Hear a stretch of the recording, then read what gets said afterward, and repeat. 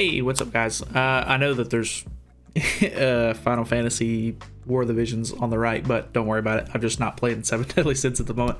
But anyways, so on the ID, I'm not really sure what Twitter account this is for Seven Deadly Sins Grand Cross. Obviously, they have a bunch of different ones for different languages and stuff like that, because the global version of the game is very broad spectrum.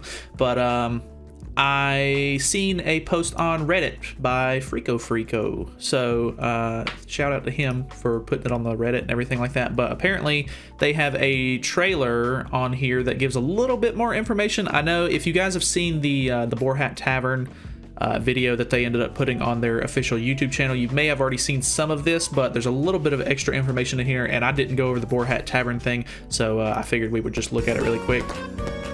So obviously the text is in a different language, so I don't know what it's saying exactly, but if you didn't know, they've already pretty much showed off visuals and outfits and stuff like that for Oslo and Hawk, which is really cool, and they even go over his ultimate move in this video, as well as I think they did in the Boar Hat Tavern video as well.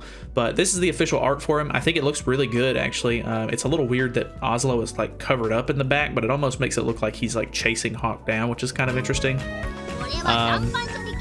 A little bit of his voice work, and then here's the ultimate move. I think it looks really cool because Oslo like transforms into his big form and shoots him up in the air, and then he bites, and then Hawk comes down. So I think that's really like neat.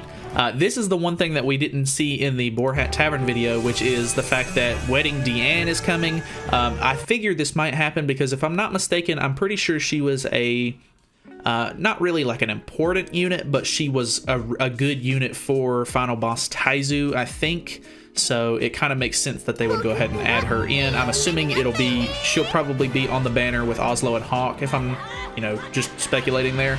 But that also means that King is going to be getting his wedding outfit, which is actually really cool. I really do like this King outfit a lot, so I'm actually kind of excited for that, because I don't know, it's just very like clean looking, and it's just very like nice overall.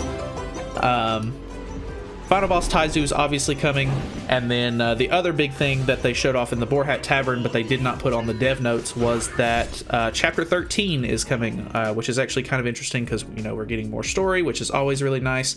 This is actually like the Tower of Trial thing in the background, and you can see that there's a Super Awakening coin down there in the bottom right. But I'm actually really excited for Tower of Trials because I'm a PvE sort of player, and I'm looking forward to just grinding through a lot of those floors and stuff like that. Apparently you get pretty good rewards, and if we get the more up-to-date version of Tower of Trials with the same sort of rewards that JP is going to have, then we should end up getting a pretty decent amount of the Super Awakening coins from doing that. So if you have a pretty decent team already set up, a Pierce team is obviously going to be really nice, because AoE is just going to kind of blow through those early levels of the tower very easily. So you may want to try to burn through some of those, so that way you can try to get through and get some of those Super Awakening coins for that sort of early boost on a lot of your essential units, because obviously you want to Super Awaken your more used units first, and then kind of work on some of the other units that end up coming out, or other units in your box that you want to use, or etc. So